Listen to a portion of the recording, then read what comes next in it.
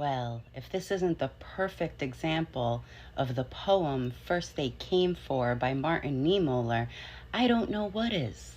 If you're not familiar with the poem, it goes like this. First they came for the socialists, and I did not speak out because I was not a socialist. Then they came for the trade unionists, and I did not speak out because I was not a trade unionist. Then they came for the Jews, and I did not speak out because I was not a Jew. Then they came for me, and there was no one left to speak for me. As I'm sure you've all heard by now, Florida has introduced to their curriculum the benefits of slavery. Who knew that the Republican Party is all about the silver lining? Turning lemons into lemonade. Jesus Christ. And now some Black Republican Congress members are speaking out against it. Representative Byron Donalds said on Wednesday that the part of the curriculum that features the personal benefits of slavery is wrong and needs to be adjusted. Senator Tim Scott, the only Black Republican member of the U.S. Senate, slammed DeSantis and said there was no silver lining to slavery. Representative John James tweeted at Ron DeSantis saying that nothing about that 400 years of evil was a net benefit to my ancestors. There are only 5 Black Republicans in Congress, and you're attacking 2 of them. He goes on to say that he is so far from the party of Lincoln and that he's gone too far. Stop. That's usually what people say when they support and watch fascism unfold. They sit back and watch other groups getting attacked. And then when fascism ultimately makes its way to you, now suddenly that's going too far. Stop.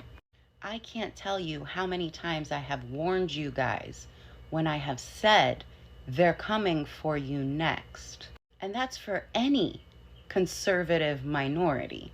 The LGB conservatives who sat back and watched them attack the T, they've now come for the LGB. Conservative women who allow attacks on women of color. It's now your turn. Black men who are conservative, who watched all of that go down and said nothing. Now they've gone too far. And what do you think Ron DeSantis said back? Part of the reason our country has struggled is because DC Republicans all too often accept false narratives, accept lies that are perpetrated by the left. And to accept the lie that Kamala Harris has been perpetrating, even when that has been debunked, that's not the way you do it.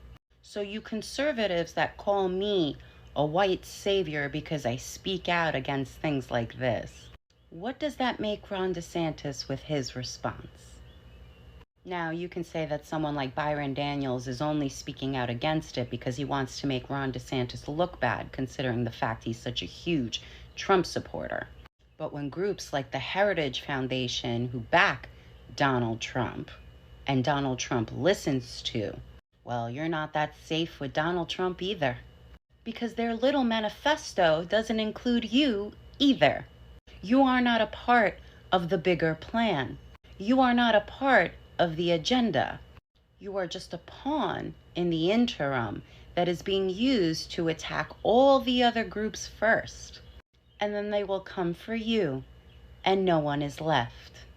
History always repeats itself. But what do I know? Anyways, bye!